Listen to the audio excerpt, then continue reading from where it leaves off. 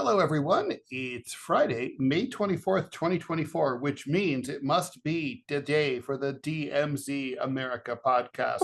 I'm Ted Rall, coming to you from the left, And I'm Scott Stantis, coming to you from the right. and we're both editorial cartoonists, which is a job that used to mean that people drew funny pictures of the President of the United States, and then they ran in something called newspapers. And then Ted, what is this newspaper you speak of? Well, it was they were pieces of paper that were printed en masse on low quality stock and then distributed widely by small boys who were occasionally killed by serial killers.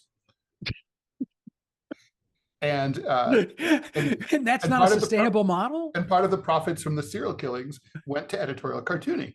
So sadly, unfortunately, due to the decline in serial killing, there has been editorial cartooning is in grave crisis. You know, I was listening to a couple of our podcasts recently. It's weird what pops up on my phone because it's like these files end up in my music playlist. And so I'll listen to two or three, and the stuff you and I laugh at people would be aghast. Because I mean, like this, I'm just giggling at a serial killer who kills little boys. And you and I are like, what? Everyone's been little boys. Yes. No, well, because humor is often dangerous. You know, I mean, I've always thought it was like really remarkable whenever a comedian, you know, when you could have like these sort of self-stylized, like say, you know, G-rated or like Christian comedians. Yeah, clean. And if clean comedians, and if they can be funny, that's incredibly impressive because that is hard as shit. You know, it's like, to me, you know, danger and edginess is humor helper. It spices it up. And if you don't have that spice, man, you know, it's spam. It's boring. It's spam the food, not spam the email. Oh, real quick, I do a caption contest for the Dallas Morning News. And I did one of the owner of the Dallas Cowboys, Jerry Jones, who has had copious amounts of plastic surgery and looks freakish. And I have him on the shoulders of the head coach, who's an obese man. So I drew Jerry Jones as a freak, and I drew the coach as a fat man. I got more than one letter complaint saying, how dare you fat shame a football coach, and how dare I make fun of Jerry Jones' plastic surgery. I mean, and they were serious. It wasn't like some weird, you know, off. It was like, dude, that's what we do. We make fun of serious situations, hopefully in a way that provides some context and some, you know, some comment. Yeah, no, and it's ideal if you can find humor even in very dark stuff like the Gaza conflict. You know, and I think sometimes we do. Let's talk about, speaking of which, this morning, this is going to be kind of a news dump day here in the United States because today's Friday before Memorial Day weekend.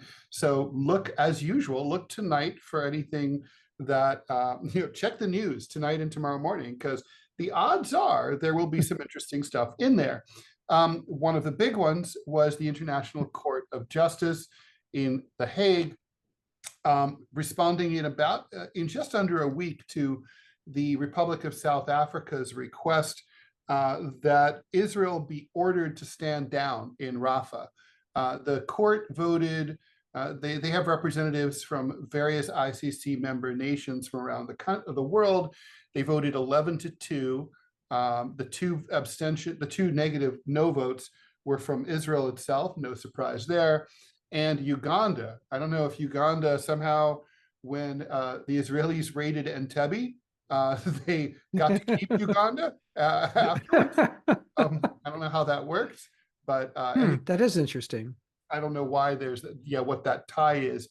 But in any event, maybe they already had close ties. Maybe that's why the raid at Entebbe, maybe that's why the Ugandans let the Israelis in. I was always under the impression that it was kind of an invasion. It was. I think it's more current than that, Ted, because Entebbe happened in the 70s, right?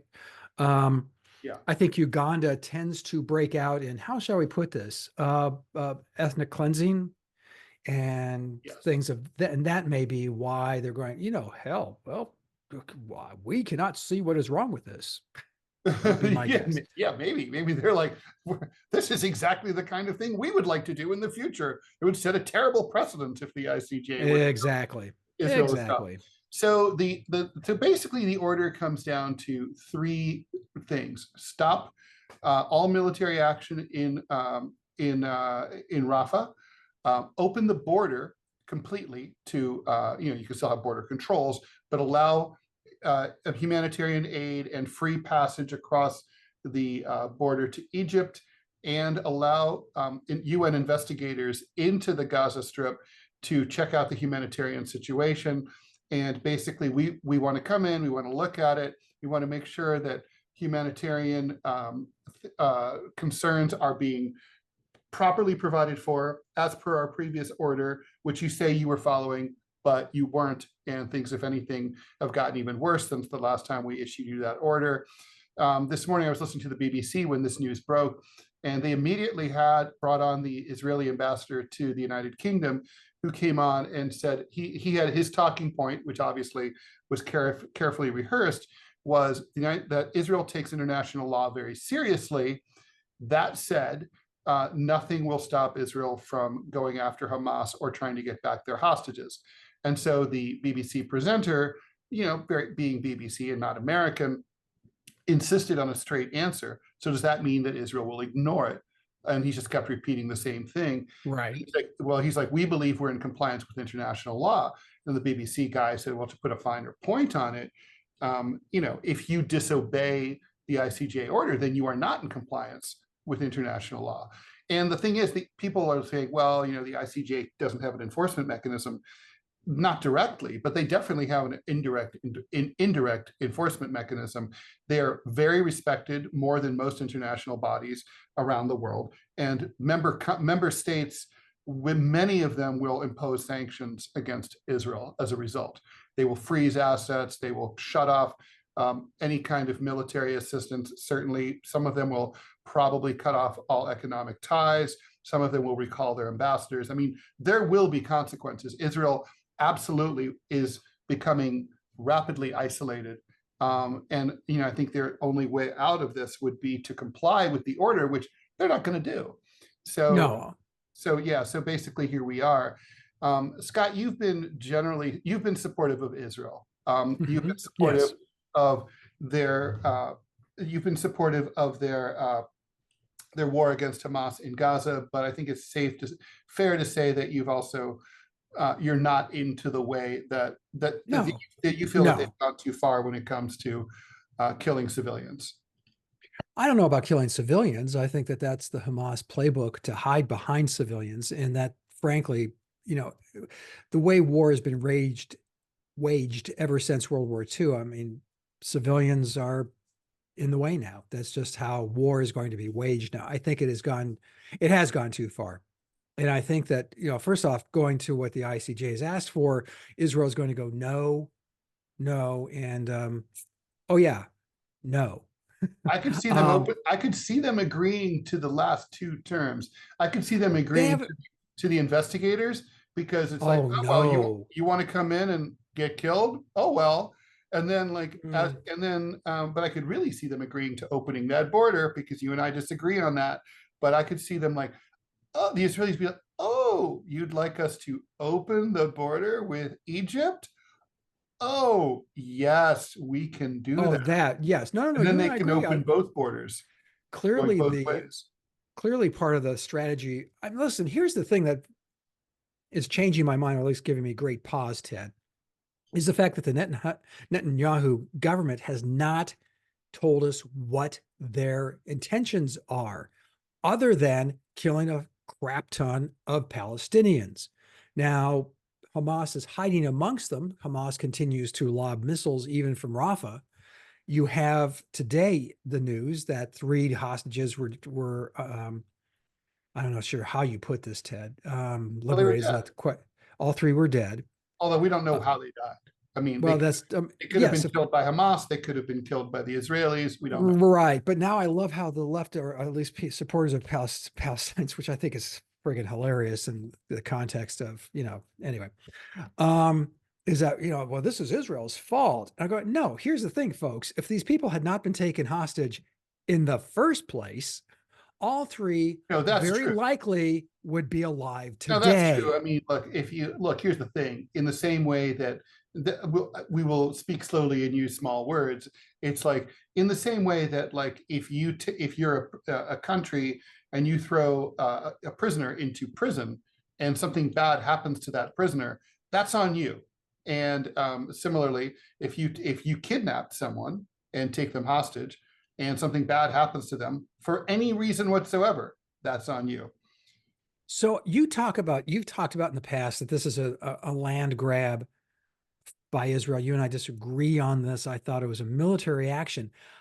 I don't think either one of us is right, because the Netanyahu government, and Netanyahu in particular, cannot and will not say what the end game here is. I have to believe that it really was just blind fury, and supported by the populace who, many of whom still can't go home, many of whom were, it's a small country. Israel is a small country, and everybody in that country, I would say a vast majority, knew somebody or knew a family who was affected by the October 7th attacks. It was a blind fury, very similar to the United States attacking Afghanistan. We're going to hit something. And the level of violence afforded Western countries who have enormous amounts of arms leads to what we're witnessing now. With Rafah being the last outpost, how big is Rafah? It's not a big, it's not big. It is. It's not a big place. I've been there. The pre-war, I'd have to look up the pre-war population, but if I had to if I had to guess, I'd say it's probably in the 200,000 range. But about 1.4 million people from northern and central Gaza had been forced down there. Not really fair to say that they had taken refuge there. They'd been forced down by the Israelis who ordered them to go there. And then about 600,000 of those are now living basically like along the waterline because there's no place to go back to. So basically 800,000 or so people remain in Rafah. So the population is really swollen. These are people they're not living inside. They're living in the street. They're living in tent cities outside of the city. They're living along the border wall with Egypt. And so we're at the stage now where, and Ted, you were way ahead of everybody in this country, especially the commentator class, let's call us that, when America invaded Afghanistan. And when they got, then they kicked ass on the Taliban and they took over the country quickly. When they got close to being done and mopping up, and the Bush administration still couldn't tell us what's next. Netanyahu still can't tell us what's next. Now, I have a very practical, first of all, war is stupid. War is always stupid. Always. So I'm certainly not a warmonger by any stretch of anyone's imagination. I think, like I said, war is a waste of time, money, and blood and treasure. Always is, because you always end up doing what you should have been doing from the beginning, which is talking to each other. No doubt. So, there are rare instances when that's not true. Anyway, in this instance, now I'm looking at Israel going, okay, you just had your hissy fit, which is really, I hate to put it that way because it diminishes the toll it took and what caused it, what exacerbated it. I'm looking at this now as going, what the fuck are you doing?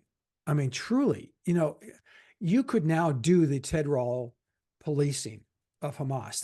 They are cordoned off into a very small area. Well, kind of. I mean, what do you mean? They've, according to the intelligence community and the Mossad, Hamas is bigger and better than ever back in northern Gaza. So apparently, northern Gaza also, the Israelis haven't really. The IDF aerial bombardment campaign has not been effective. It has killed a lot of civilians, but basically Hamas is, down in the tunnels, and they are still there, and they still pop up like, like a meerkat, and shoot and shoot at the Israelis and Sort of pop a back down. So, sort of whack-a-mole. Yeah. yeah, it's literally whack-a-mole, except they're not being whacked.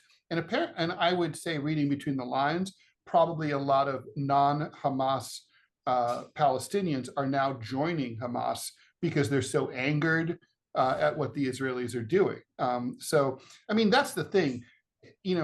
This is not a, everybody who's studied counterterrorism would say this is the exact opposite of what you should do in a counterterrorism operation. You don't do anything close to what the Israelis are doing. And to put a really fine point on it, Scott, Israel has now been at war for 7 months. They have lost fewer than 300 IDF soldiers. 300. I mean, that number of guys would have died in car accidents. I mean, it's like basically they haven't lost anyone. And that tells me that they're not conducting anything close to a precision operation. They're not, which you can only do with troops on the ground. And even then, things are sloppy with automatic weapons. But they're bombing from the air. They're completely reliant on air power here. I do want to take issue with sort of the general, frankly, your broad point, which is you're saying that basically both in the post October 7th and post 9/11 environments, the US and Israel each basically lashed out in an emotional way following. And I think that's how those wars were sold to their respective publics, for sure. Like to the Israeli, let's lash out. To the American people, let's get them. We're going to get them in their caves, for sure. But I don't believe for one second that that either the Bush administration or the Netanyahu war cabinet did not they didn't have an agenda, they didn't have a plan, and they didn't know what it was. I think they had a plan because, especially in the case of Israel, they were able to go to war within literally 48 hours. I mean, they had to have plans ready to go in order to be able to do that. I mean, to put this in perspective, it took them 10 hours to respond to October 7th and show up. Remember, they didn't come. They didn't go there. They were for 9.5 hours. The kibbutzim that were being attacked were calling the IDF. The IDF didn't come in a country that takes 3 hours to drive from one end to the other the long way. So I mean, so in that sense, they turned on a dime in order to attack. They obviously had all the war plans ready to go, which you would expect them to do. And I think in terms of the agenda, they were I think that the reason that neither the Bush administration nor Netanyahu wanted us to know what their war aims are is because the public would not approve of those war aims. I don't know that Afghanistan was a war aim, only because we didn't gain that much. Now, Iraq, I mean, we tried out a lot of weapon systems that we ended up using in Iraq. I mean, bear in mind, the US had not been in a full-fledged war since 1991, since the Gulf War. So for 10 years, there was a lot of new bang-bangs that needed to be tested out. But more importantly, Cheney, coming from the neocon wing of the Republican Party and was clearly driving much of this policy. True. Was looking at, and this has been discussed in neocon circles for decades. I can promise you this because I read numerous articles on preemptive war. Yeah. We can go in and Project we can for a New American Century, 1998, all that stuff. And they went into, especially Iraq, Afghanistan. You may be right. We're going to try this shit out. And then we're going to go to the next thing, which is going to be Iraq. Afghanistan was a war they knew they could win because it was against an adversary without any air force, for example. Well, no, yeah, and very few arms. Most of them outdated. They were run out. I mean, yeah, they were a ragtag militia. But they didn't follow. And what's weird is you had Colin Powell as a Secretary of State not following the Powell doctrine, which is knowing why you're going in, overwhelming force, and have an exit strategy. What does victory look like? And moving that to Israel now. What does victory look like? No one I've talked to, in fact, off there, Sandals, Khan Yunis. I have had off the record discussions with people who are high ranking in the Israeli Foreign Service. None of them, Ted, can tell me what the end of this looks like, even off the record, That's just deep because background. but could it be, I mean, okay. Oh So yeah, they don't know. is it possible Nobody that, knows. well, but how about Yoav Gallant and Benjamin Netanyahu? Surely they know. I don't think, here's the thing. I mentioned the preemptive war And they because obviously covet the land. well, I think that's part of it, but the preemptive war from the United States going back to Iraq and Afghanistan is they just said, okay, we're just going to blow the shit out of somebody. There's a great line. There's an acting president, and he's John Goodman plays him. He's a Republican speaker who is from the 25th Amendment, gets in the West Wing television show. And it's Zoe Bartlett, the president's daughter, who's been kidnapped. He says, well, we're going to find her. And if she turns up dead, I'm going to blow up something. God knows what happens next.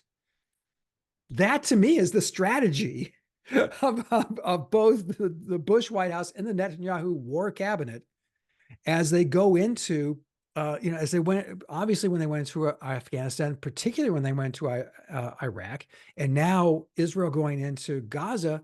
I think they went in to blow shit up, and God knows what's going to happen next. Well, they don't know. I don't think they know now. I think with I mean, it's with Afghanistan, it's certain. I think that you're very closer to the mark with Afghanistan than with Israel. I mean, with Afghanistan, the war aims kept changing, right? Initially, it was to capture Osama bin Laden. Hard to do since he was never in Afghanistan. Number two, that's not true, but okay, go on. He had left before 9/11. So, we went in October 4th of 2001. He was gone. He was gone. We were looking for a guy who was not in Afghanistan. So I can see why our loyal men and women in arms were unable to find him. So then number two was like, okay, we're going to eliminate all the terrorist training camps. Well, that was easy because there were none. They were all closed by that point. So mission accomplished. Then it was like, we're going to overthrow the Taliban. Okay, well, that they sort of did. The Taliban did what Afghans always do when they're invaded by foreign power. They run into the mountains and they hide and they wait. And Ted, wait, I got to stop you right there. And to be fair, they've only been doing that for 3,000 years. Yeah, good point. Okay, go on. Just because so no one could see it coming. So we had a right to be surprised that this is what happened. Totally true. And then, I'm trying to think. Oh, yeah. So then I want to do this in order. And then it was like, oh, we want to install a friendly regime to make sure that it never becomes a hotbed of terrorism ever again. And then after we did install a puppet regime, but it was kind of lame and we didn't really stand them up properly, and we didn't get someone who, Hamid Karzai wasn't popular, so we didn't get someone who, the Afghans actually liked. Then it became like, oh, we have to rebuild, we have to help them rebuild, because we didn't help rebuild really until like we started in like 2005, 2006, but for 4 years, nothing got built. And then it's like, oh, well, now we have to protect the gains that we've made and keep the regime in power. And it's just sort of like at a certain point, it's like, and then literally, you will remember this, Scott, by the last 10 years of the war, it literally became, if we leave, the Taliban will take over and everyone who died before will have died for nothing. Therefore, we have to stay we have to lose more men and women in order to justify the lives of men and women we've already lost. And then we withdrew. That's basically right. And and that comes back to that whole idea of we're going to blow something up and we're going to figure it out and God knows what happens next. And what happened next was we kept backtracking. We kept reconfiguring what the policy was there in Afghanistan, later Iraq. And I think with Netanyahu, that's kind of what this is like the chaos agents, and the idea that there are people in the cabinet who, I'm listening to this, and again, the Palestinians and particularly Hamas have been bad actors in many instances over the years. So for me, I don't have a lot of affection for that side, but don't forget that Hamas was installed by the Israelis, though. It's an important detail. Well, it's sort of like, well, You the can say that they were evil bastards, and that's kind of true, but they were installed. This was Netanyahu's idea. It's like, let's finance this radical faction. They'll delegitimize Fatah in the West Bank. We'll divide and conquer, and we'll rule the Palestinians.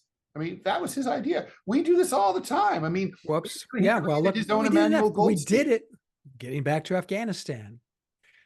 I mean, we gave a lot of money and arms to Syria. We created ISIS. I mean, over and over and over. Well, that was just sort of whoops. Afghanistan was also whoops. Mujahideen become. But that's the whole thing. That's what I'm saying, and then this doesn't. It makes it sound like I'm apologizing or saying that Israel sort of stumbled into this and just had an emotional outburst and oopsies, we killed thousands of people. They had an emotional outburst without, and I've said this a million times, no one on the planet, no human being makes a good decision when they're angry, especially following a trauma. That's true. So I don't know that Benjamin Netanyahu gives a shit about anyone who died on October 7th at all. I don't think he has an emotional reaction to anything. I couldn't disagree more on that. Cold, calculating son of a bitch. I think his heart rate never increased by 1 beat per minute when that happened. I think he was like, huh, okay, all right. Let's like, how can we make this work for my favorite person, me? And he was thinking, like, well, the country has to pull together. If we go to war, keep this going for a while, I stay out of prison for corruption charges. That works. Okay. Yes. There's that. I think that's part of the equation. I don't think there's any doubt about it. Now you're hearing public utterances from the war cabinet saying this is bullshit. He doesn't have an end game, saying exactly what I've just been saying for the last few minutes. As far as the Palestinians go, what you can also, I think what he could also hitch his stay out of jail free card to was a decade of dehumanization of the Palestinians. If you hear the comments coming, try 120 years.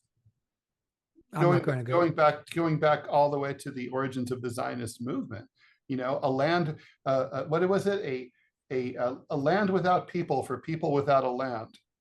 There were plenty of people there, before Jews started migrating there. Well, it's sort of like when the Europeans showed up in North America. I always love that. So-and-so discovered Florida, I love these comparisons, which was shocking to the Floridians who were living there. Exactly. I mean, I think it's hilarious when people are like, well, if you're saying that what the Israelis are doing is genocide, then you're saying that America is founded on genocide. Yes. Are you saying that Hiroshima and Nagasaki were genocide? Yes. Oh, I disagree. No, that's not genocide. Yes. No, but I would 100%. Say no to those last two. No, 100%. You and I think those are widely considered. That's a different genocide. No, I don't think they are. I think that in your apartment they may be 100% approved. Clovis, what do you think? But I can't agree. That's a different podcast. We've kind of dragged this on for a while now, but well, I do think that, like, look, I think there's no question that I mean, Scott, another way to look at it is, if you were the leader of Israel and come on, you'd be a moron not to want the Gaza Strip as part of your country. You'd look at the map and you're like, it's literally between me and the sea. It's sea access. I mean, geostrategically, you want that. I would want that if I were Netanyahu, even if I'm Ted Rall, left-wing Prime Minister of Israel. I want the Gaza Strip in Israel. In fact, I'd want it so bad. I would be willing to give up the idea of the ethno-state and have it all be one country, to have that in my country. It's valuable. It has oil right offshore. It has a lot going for it. I would want that. It's like a lot. Jared Kushner was right. He said it's worth billions of dollars in as beachfront property. Beautiful place for resorts. He's right. Why would you? Okay, but let me ask you this, Ted. I mean, you floated this before, and I disagree with it only for this reason. Why would you bombard to the Stone Age? I mean, obliterate the infrastructure, I mean, really, from what we're seeing from the aerial reconnaissance, I mean, they've leveled the place. You're They did. talking about rebuilding it. If you're actually going to rebuild it, not for Palestinians with a Yeah, using what I would call a Marshall Plan type approach to this, but if you're building it to be a luxury, you're talking about a 10 to 15-year process. at least. But they've So got what? time. These are people who literally think they're owed that they belong to. They literally think that even though they haven't lived there in significant numbers for 2,000 years, that it's still theirs, right? They take the long view. I mean, it's okay for them, even if they don't get to Yeah. see it, but their kids and their grandkids get to see it. And in terms of, what made, I mean, I was at first thinking like you, like, well, if you wanted to why would you destroy everything? Why wouldn't you want to keep as much infrastructure as possible so that when you take it, you have less to do? But I think they want the tabula rasa, right? They want the clean slate, so that there's nothing left. Like literally, they can start completely from scratch. There's no messy property lines to deal with. There's no land claims. There's no one who says, this plot of land belongs to me and you can't build your hotel here until you buy me out of the place where my house used to be. I mean, that explains to me why they have the demolition squads going in after the IDF aerial bombardments, and they're carefully, methodically bombing every structure that remains in a place where most structures have been bombed.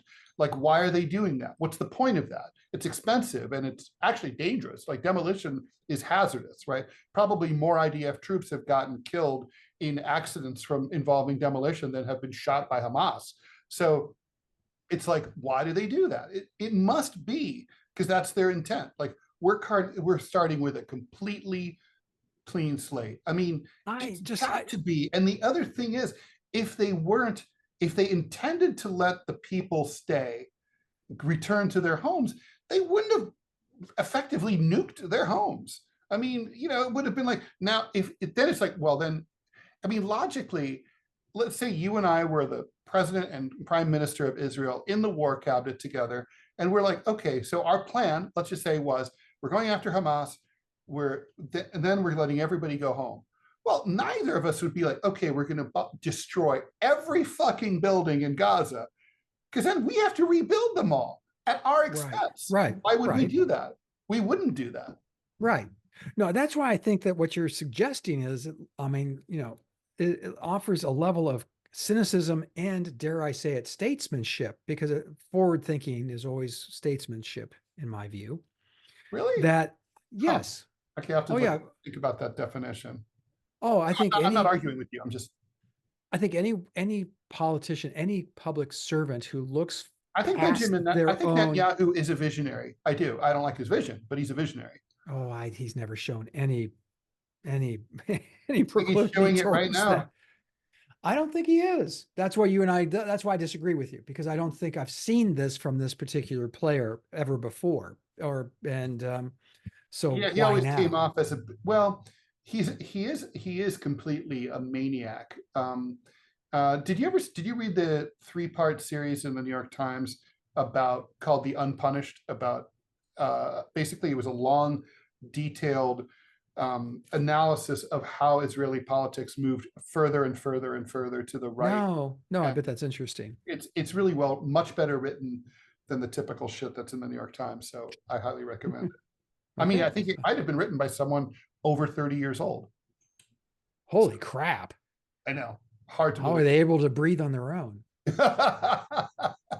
So, all right. So ICJ, do you think this is, so obviously neither of us thinks that Rafah will come to it. But I mean, no. How bad, I mean, obviously Israel's becoming more diplomatically isolated. Yes. Norway, Ireland, and was it Sweden? Spain have all decided to recognize Palestine. Most of the world now does. 143 nations out of 207 now recognize Palestine as a sovereign state, and have offered embassies there. How much more isolated does Israel get, and when do they start to care? I think the the war cabinet's coming unraveled. I mean, that's a That's true. huge deal. And if they do, then they call elections, which I think then you're going to see Netanyahu, if he's the monster people say he is, and there's a chance he is, Yes. Yes. Deny having those elections. And then, then well, can't he just suck up to the far right Orthodox parties? the numbers, if you look at the polls coming out of Israel now, he is despised by a large majority of Israelis. Yeah, he's blamed for having allowed October 7th to happen. Not just that, but also true. the response, which a lot of Israelis thought, and rightly, that was over the top and hurts Israel. And so, given that, I think Labor and or Likud, right? Likud is the Labor versus Likud. Yeah, he's Likud. Netanyahu is Likud. Okay, so Labor is going to win huge, and I think you're going to see a vast diminishment. Remember the bullshittery of it became bullshittery. I thought, wow, that's fascinating when they said that. I didn't know at the time because there's a lot of things, because American. I don't know a lot of stuff, but the Israeli, the far right religious parties and their members were exempt from being brought into the. Everybody else had to serve 2 years in the they're studying the Torah. Well, they're studying the Torah, and so they were exempt from that service. And the story that went out, and it was widely dispersed, was that so many of them now are giving that up, and they're joining the Israeli army. And every Israeli I have talked to has said now recently that is complete and utter and unstrained bullshit. Israelis hate they that have shit. not. The numbers are minuscule who have come forward and said, you know what, I wanted to protect my country. No, they're still saying, no, I think I'm still going to read the Torah and not get shot at. Yeah, the Torah is not that dangerous. It doesn't read itself. Well, they've got that stick with the little finger, the hand of the finger that they read with. And so that you can take an eye out with that, Ted. You may laugh. True. My point is that it could be programmed by Hamas. There is so much anger towards Netanyahu, but also towards the religious parties for dragging the country this far and make them an international pariah. But look, the Israeli left is dead. And has I disagree. Well, you're going to see it revived. You're going to see it resuscitated, and I think it's going to do quite well if and when they have elections there. You're going to see it perform extremely well. Right. If they don't go nuts and they actually, Netanyahu won because he put himself forward as a strong man. The left has to do the same thing, but a strong man or woman for the issues that the left cares about. Well, it's pretty ridiculous. Yes, well, it's sort of like expecting that here. Yeah, it's like. All right, we shall see. Anyway, good discussion. Always enjoy it. Let's take a little break, and when we come back, we'll get into one of your favorite topics. I love it. All right. Yay! Hey, welcome back to the DMZ America podcast for May 24th. I'm Ted Rall, coming to you from the left. And I'm editorial cartoonist Scott Stantis, coming to you from the right with my friend, editorial cartoonist Ted Rall. So Scott Stantis, for those who do not know, is a vexologist, which sounds like someone who's easily vexed, which might be true. Well, and I am. But he's not. But a vexologist is one who studies flags and heraldry, or just flags? Just flags. Okay, just flags. But heraldry, of course, is part of flags. So, true. Yeah. So, not Chief Justice, but Supreme Court Justice Samuel Alito Jr. is under fire over flags. It turns out that he flew just after the January 6th insurrection or Capitol riot, or whatever you want to call it. He flew an upside down American flag at his beach house in New Jersey. No. The upside down flag was at his home outside Washington. In Virginia, right, in Virginia. And now there's another controversy involving his beach house in Jersey, on the Jersey Shore, where he flew the Appeal to Heaven flag, which also was carried by rioters on January 6th.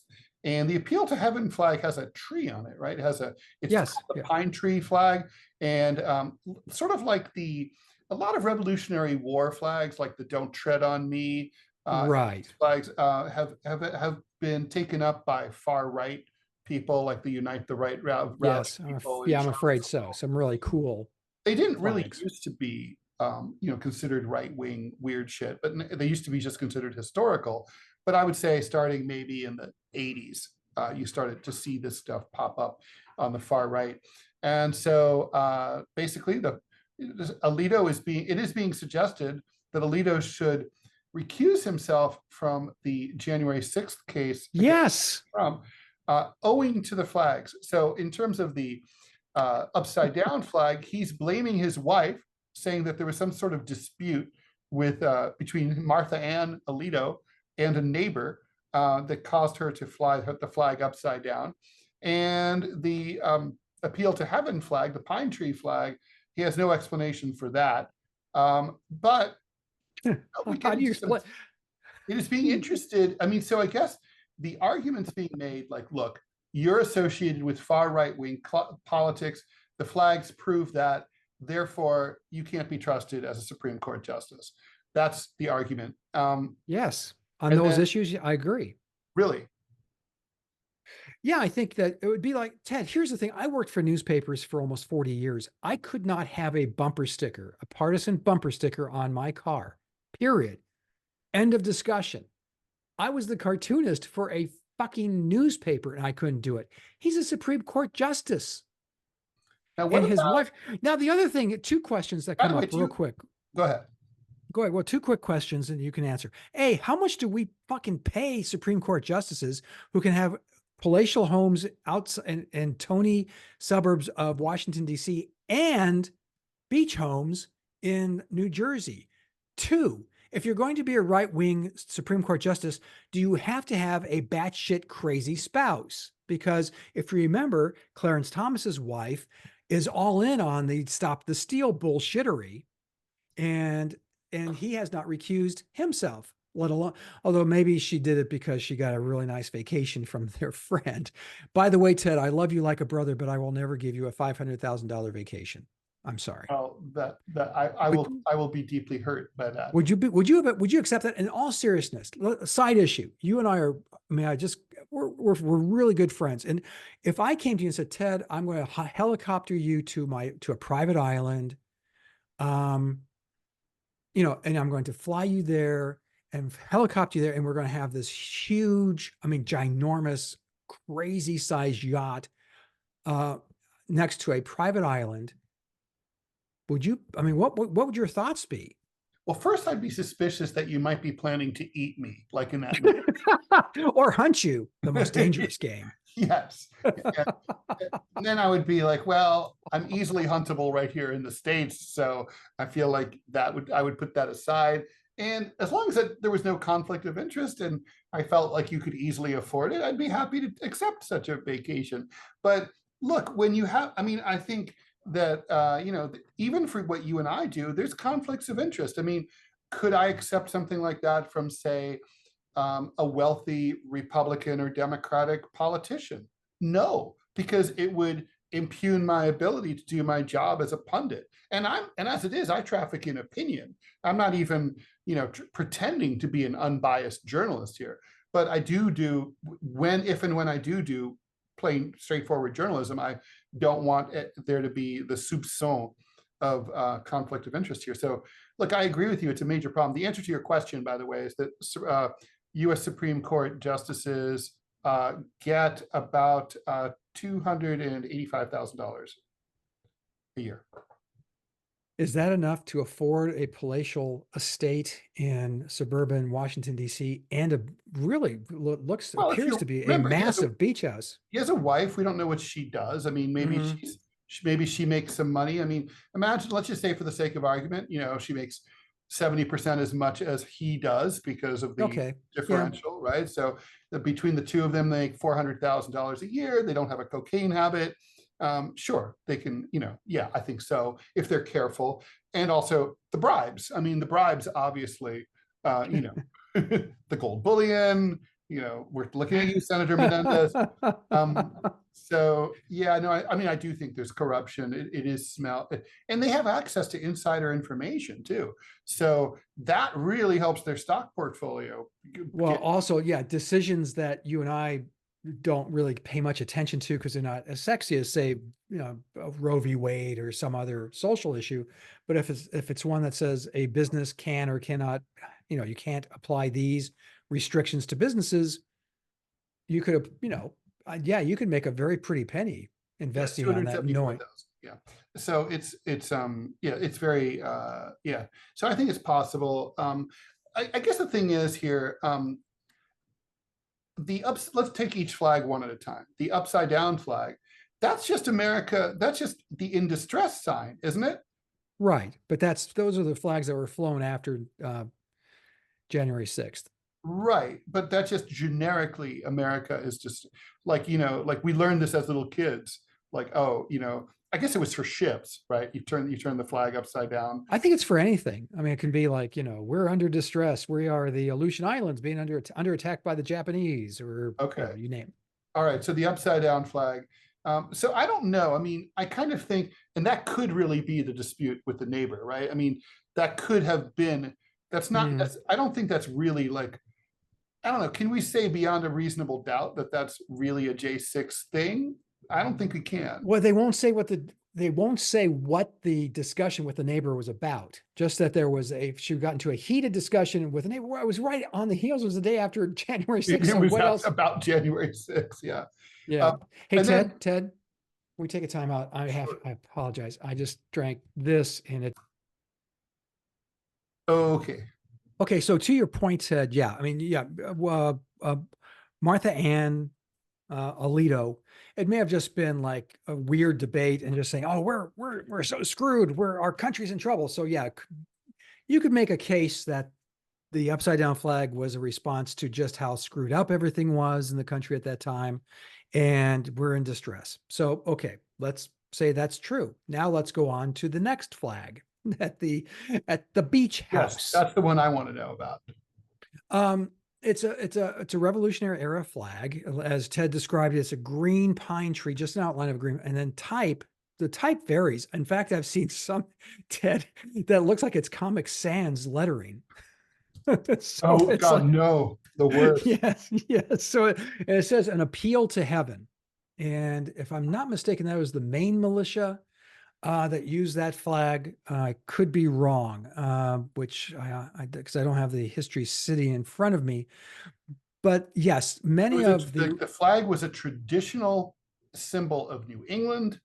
It is the official maritime ensign for the Commonwealth of Massachusetts. Oh, it's Massachusetts. Okay. But it was usurped, that the Don't Tread on Me flag. The January 6th Looney Tunes have tried to usurp, which really pisses me off, the Betsy Ross flag, which is not really Betsy Ross, but that's another story, which is a gorgeous flag and should just be our flag, quite frankly. So those flags, they're doing some other, they obviously do some usurp some other stuff, but for the most part, and they use the Confederate flag, of course, because why the hell not? With Alito, by the way, the flag was also flown outside the office of Speaker Mike Johnson's office. When? Let's see. It's still there. It hangs right outside of his office in the Cannon House office building in DC. Well, that makes sense. He's a MAGA nut and he's a religious nut. So, Johnson says he did not know it was associated with the Stop the Steal campaign. Of course he did. What a if you didn't know, then you're a fucking idiot. Okay, you pay attention to these things. Look at the these. They didn't hide the flags. They weren't like hey Stan, yeah, show the flag. Okay, there. Okay, now put it away. You were right. It was also the original Maine flag when Maine was brought into the Union. Okay, so I knew there was a Maine connection there somewhere. My point is that flags matter. I mean, they really do. If I had, you probably wouldn't know it if I flew that flag, Ted. But if I flew the Confederate flag or the swastika or the hammer and sickle flag, you might think, you have flown. You have a lot of flagpoles, and you've flown a lot of flags, and you have a lot of flags. I do have a lot of flags. And some of those flags are for regimes that are unsavory. Yes, I put up Iran has been up there. I have Sri Lanka Saudi right Arabia, now. maybe. I put up Saudi Arabia. I gave you a Taliban flag. Yeah, Janine won't. Janine feels uncomfortable putting that one up. Interesting that she will go with the Saudis, but not the Taliban. Well, tomato, tomato, I guess. But yeah, But I'll put it up. The Taliban, so I'll put it up sometime. It will. The neighbors. I mean, it looks exactly the same. It's just a different color. That's all. Well, then it doesn't look the same, does it? Saudi flag is the. As soon as I said that, I knew I had said something stupid. Come back. Words. Something back to my mouth. So, Ted, okay. So, I mean, does as this the mean vexologist, you will rule? Alito should recuse based yes, absolutely. on I'm sorry. on flaggery. Absolutely. Abso-positively until he gives a better explanation than, oh. Well, that's what he's used to doing as Supreme Court justice. Nobody could even fire him. Anyway, all right, let's leave that there. And wait, they did pass the rules, the ethics rules, which have no investigative powers, which have no body that can enforce them. And that really doesn't say that they have to follow them. So, I mean, those are my kind of ethics rules, man. Wouldn't that be great? Fantastic. Yeah, no, I know. It's great. All right. I know it's when you would think about like kind of the rules that you and I have been, in most cases, falsely accused of violating in journalism. I mean, just and our jobs are really not that important. Like we're not Supreme Court justices. And like I said, I mean, for 40 years, I can now, for the first time in my life as an adult, have a bumper sticker on my car advocating a candidate or a cause. First time ever. Ridiculous. Yeah. All right. Or donate to a campaign. Right. Or fly a flag of your choosing. I could do that. Even a Taliban flag. Maybe not. If my wife allows it. The wife is the ultimate authority. All right, we'll stop that right there and we'll come right back. Thank you for listening to the DMZ America podcast. I'm Ted Rall, editorial cartoonist, coming to you from the left. And I'm Scott Stantis, editorial cartoonist, coming to you from the right. All right, we're eager to get out of here for Memorial Day weekend, so let's get this done. Okay, so Google AI, we know sucks. But it's moving forward anyway. Yes. Among the mistakes and untruths, it recommended that to make pizza, you should use glue as a key part of the ingredient to hold it together. Is that wrong? It's not recommended, although it might taste great. I can't say it's wrong.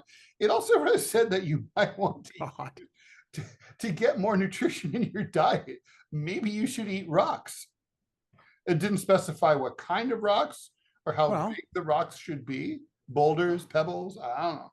Anyway, the point is that AI is kind of dumb. Yes. You and I both know from previous discussions over ChatGPT. ChatGPT suggested, among other things, that you and I were involved in a long-standing journalistic feud against each other. Which came as news to both of us. And that we apparently had both won Pulitzer Prizes, for which I would like to thank the ChatGPT committee, although sadly it's not. I guess ChatGPT had better taste than the Pulitzer Prize committee because we have not actually won Pulitzer, except for ChatGPT. But if it's ChatGPT is in Google, then it's kind of true, right? By definition. Anyway, the point is AI sucks. AI is not ready for prime time. And just in keeping with that, the Washington Post announced to its newsroom that they're trying to figure out a way to patch the hole of the $77 million it lost last year.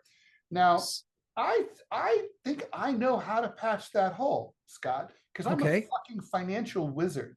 Let's hear it. If a man who is worth over $200 billion were to buy the Washington Post, let's say, and then just say, here's $77 million. Problem solved. And guess what? That happened already. The first part happened. Jeff Bezos owns the Washington Post. He has Right. over $200 billion. He can write a check for $77 million, which for him is about the same as the parking ticket I got the other day. And so problem solved. But anyway, okay, nobody listens to Ted. So Well, and nobody believes Scott when I say when these billionaires buy newspapers, and they hearken back to that great line from Citizen Kane when Citizen Kane and his financial guy is telling him that he's losing $1 million a year, and he goes, "I lost $1 million this year. I'll lose $1 million next year. And at this rate, I'll have to close down the newspaper in 60 years." Like billionaires actually like losing money. They don't like losing money. That's why they're billionaires. That's why they're greedy, selfish bastards. So this won't last long. My suspicion is that there's a bigger issue here, but my guess is long-term, Dr. Pat, who owns the LA Times and is now trying to figure out how to make money there, can't, because when you put your daughter in charge of things and just say, "Go have fun, honey," it's not a great business model. Go to the Washington Post, $77 million this year. They lost over $100 million last year. Bezos doesn't want to do that. So you're going to see the Washington Post is going to be put up for sale very shortly as well. But in the meantime, Ted, what's their stopgap solution?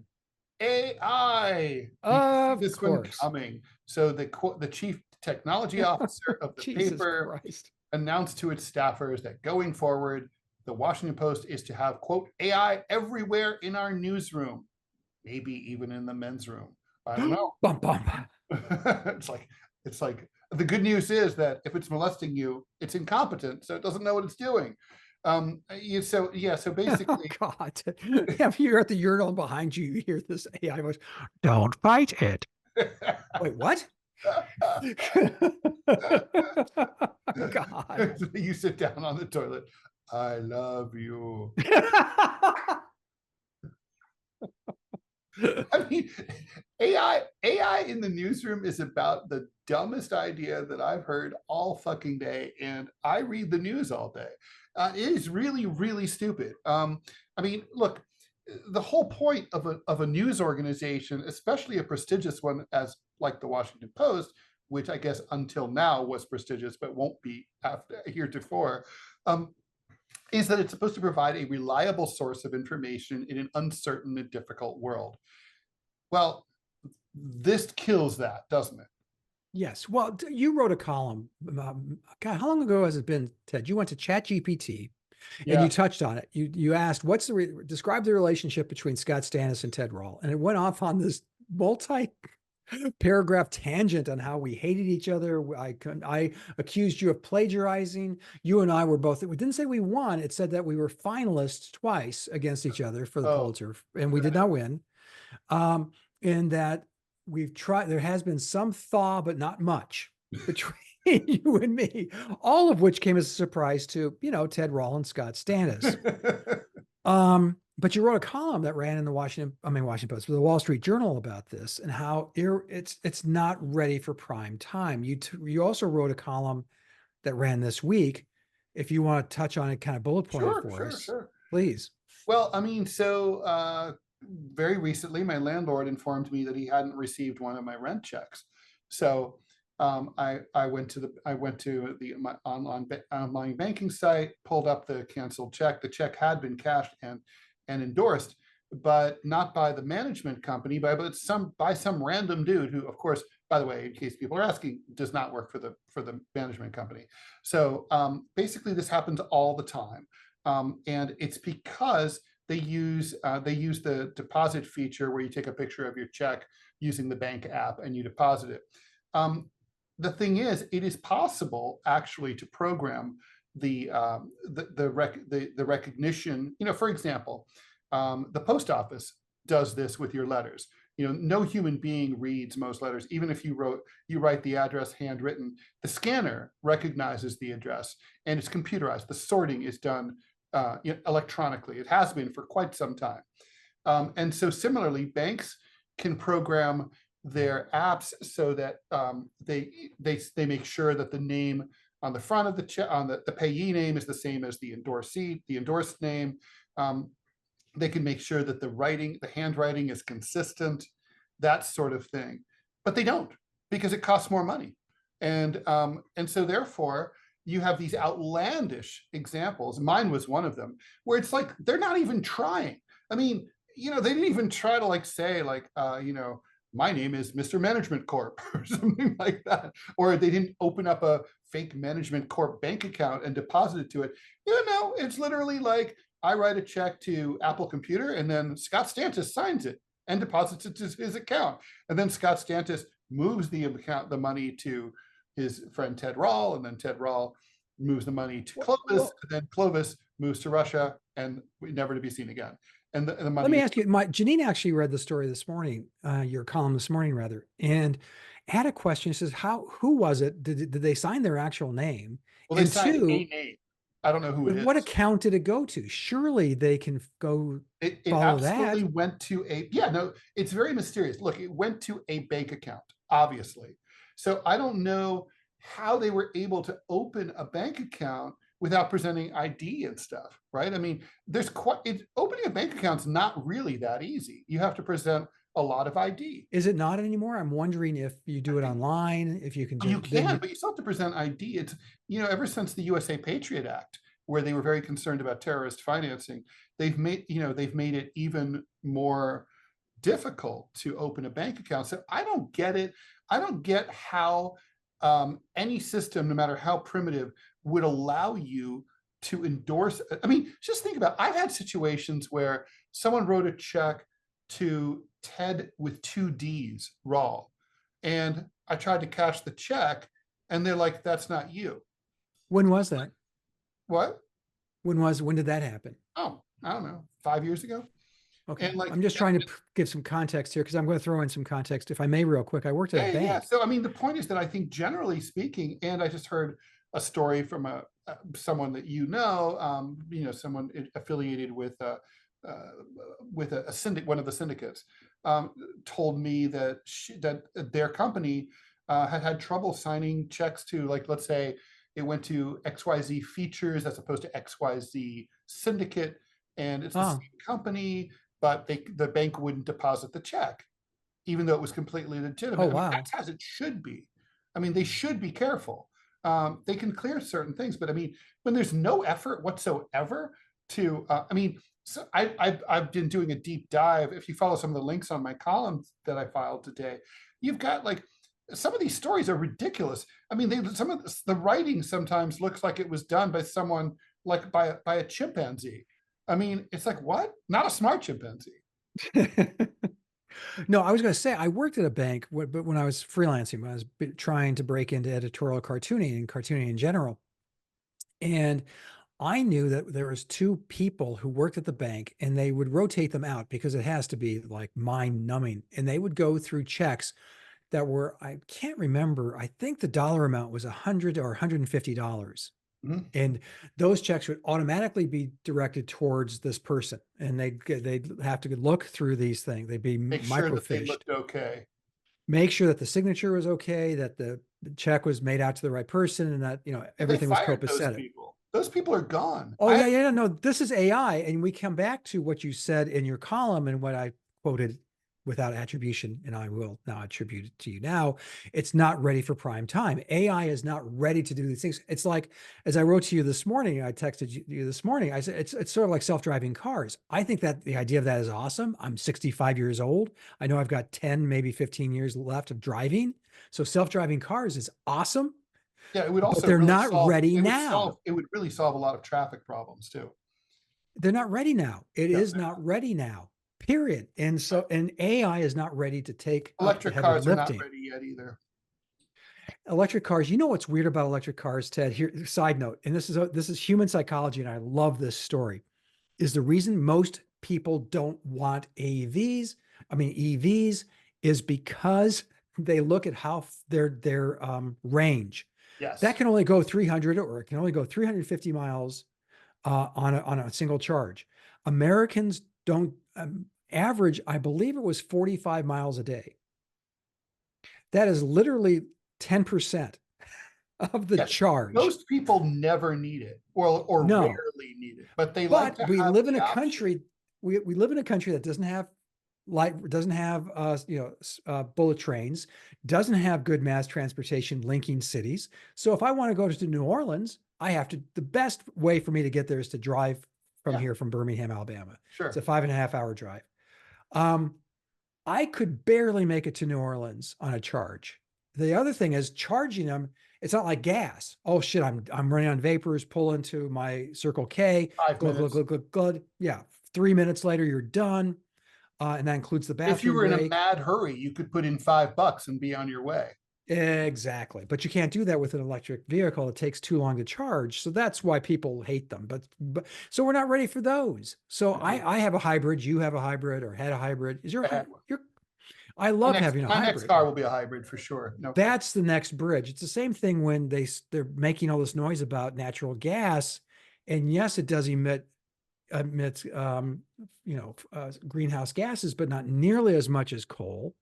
It's a good bridge. We have a lot of it here in the United States, and it's a good bridge fuel. It cuts back significantly the amount of greenhouse gases, but people are going fucking nuts. They're saying, no, we can't have, a friend of mine worked for the gas company in Arizona, and she had a natural gas car, which was awesome. You pull into your driveway, you pull into your garage, you put in the thing, it fills it up. Um, it's a good bridge. Hybrids are a good bridge going towards electric No cars until question. we get them to be better. Scott, So this Washington Post AI story, it really yes. doesn't it remind you of the Tronc video? Remember the Tronc video? Like Oh, of course I do. I worked for them. machine learning will go Yes. into the Funnel. giant trunk funnel. Funnel. Oh my God. The video that they did on, what's that show called? Last Week Tonight, Oh or yeah. John Oliver. yeah, John Oliver. And they did this. If you haven't seen it, It's it's brutal. still, it's available on YouTube. It is so flippin' funny because the actual video of these two morons who were clearly somehow a con man and a con woman who somehow convinced the owners of the Tribune Publishing to rename it Tronc, Cronc. Online content. Doesn't Tronc, like, it sounds like you're going to go, lay a deuce. It was like you're at like a dude retreat. I said, hey Ted, I'm gonna go do a Tronc. I'll be right back. Totally, Um, totally. yeah, it was, and the video itself talked about, and just in the actual video for Tronc, and they'd have machine learning, and it all would go into a funnel, and meaningless graphics of things moving around like atoms around the center of this small T. It's like, it was and they just, anyway, they brutal. It was brutal. It was just fucking brutal. And now I pine for those days, but I make fun of those people. They're the same ones who hired me. So God bless them, True. Good for but them. not these two, not the two assholes on the video. They had nothing to do with it. They were just, like I said, they were con men. Yeah. How many of you out there listening have had con men and con women come in who were IT experts, machine learning experts, and they didn't know fucking squat, and they got paid 6-7 figures to do their bullshittery and leave, Yeah. not making life better for anybody. No. Sorry, I have hard feelings about all Oh of it. no, yeah, you and me both. I mean, I could. But Go getting on to the and AI at the Washington Post, you can tell there are stories written by AI, and they're badly written. This is on top of, they're pablum and they're bland, and I mean, like, I'm a big fan. and they get things really wrong. And I'm on Quora, and they all have a certain structure, right? Like, so you let's say on Quora, the question is like, why do cats meow to humans?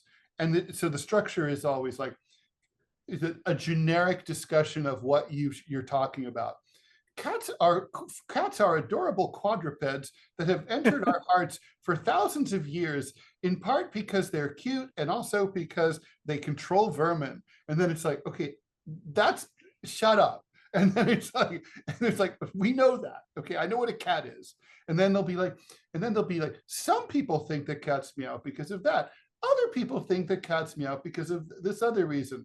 It's like, and then it's like always like, in conclusion, comma, like, nobody really knows why cats meow. What is Quora? I'm sorry, you mentioned that. Quora is a website and an app where people ask questions, and self-appointed experts or actual experts answer them. Mm. Well, that's another thing that Google had announced. I sent forward you that story that they are going to have when you ask a question on Google, Google will answer it. Yeah, they'll tell you to Google put glue in your AI is going to pizza. scrub the internet, Yeah, and they're going to put glue in your pizza and tell you to yeah, eat rocks. yeah, and eat rocks. Yum. All right. No, it's true. I There's think no that better place to end. and they're already doing it. If you go to Google now and type in something like, what is what does Ted Rall do for a living? It'll give you just that answer. Ted Rall is an American editorial cartoonist who also writes a column, Great. Perfect. and no other links, no other attribution. They're going to have to do that because people are paying them ad dollars to have those links, but maybe they're just going to be sponsored links from now on. I'm not sure what the structure is going forward, but that to me is terrifying because it also means, the head of Google really likes, Jill Stein. I'm just throwing in the name, the Green Party. So if you say, what is the most who should I vote for in November? Jill Stein will be the only answer, or potentially the potential for abuse, for stupid answers, for uneducated answers. And when do we begin to, when does academia say, okay, that is a legitimate answer, you can use that in research papers? Right now, AI, we all use it. It really is much more ensconced in our life than we think it is. Take a step back and find out, because it's crazy how much of it is. I actually had a discussion. I was having problems with an Apple product, and they hooked me up with a chat bot, and it was excellent, Ted. Good conversation. The bot understood what I was saying, gave me good information on how to correct the problem. It was a positive. Well, maybe I'm just I'm the lowest denominator that they can talk to. Well, I don't know. Maybe you had a better bot than I did. But I've got to run to the bank and try to fucking get my account closed, which they won't fucking close because they're stupid. Because AI doesn't understand what you want to do. Yeah, you'll love this. There are pending transactions, but they can't close the pending transactions because the account is blocked. But the account can't be opened. It can't be unblocked because of the Clovis could do that, no question. I'm putting my I'm not laughing at you. I'm litter box from now on. I'm not laughing with you. I'm laughing at you because we've all been to those places. So where can we go to read your column and your other fine work, Ted Rall? So you can go to read my column and all my stuff at rall.com. You can also listen to the Final Countdown radio show with Angie Wong and myself on X Spaces and Sputnik and also Rumble. And you also, I really want to highlight my new old book is out. It is 2024 Revisited. Oh, yeah. It is full, beautiful color. It used to be black and white. And it is basically this graphic novel that I drew in 2000 and predicted 2024. And so now it's like, you can see all the shit I got wrong. Well, actually, mostly I got it right. Well, I got to get a copy of that. Yeah. Okay. So there you go. How about you, Scott? Where can we find your stuff? By the way, on the Final Countdown, they have a regular guest, some asshole from the American South, cartoonist guy. I don't know. He's just, I guess they just have to fill up space. It's anyway. So yeah, but the Final Countdown, by the way, is an excellent radio show. Seriously, if you listen to any radio, listen to that. Go to gocomics.com/Scott Stantis, one word, to see my editorial cartoons. Go to gocomics.com/Prickly City. You can see my political comic strip. You can go to Dallas News and see the work I do for the Dallas Morning News. And I guess, I'm not sure, they're still building the gallery, Ted. This shouldn't take this long, but God love them, the Chicago Tribune continues to try to build it. And I actually use machine learning. I should just AI it. There you go. There you go. And then next week, I gotta go. My bank's calling. Okay, I'll talk to you later, everybody. Bye. Bye. Bye, Ted. Hello? Regarding a recent request.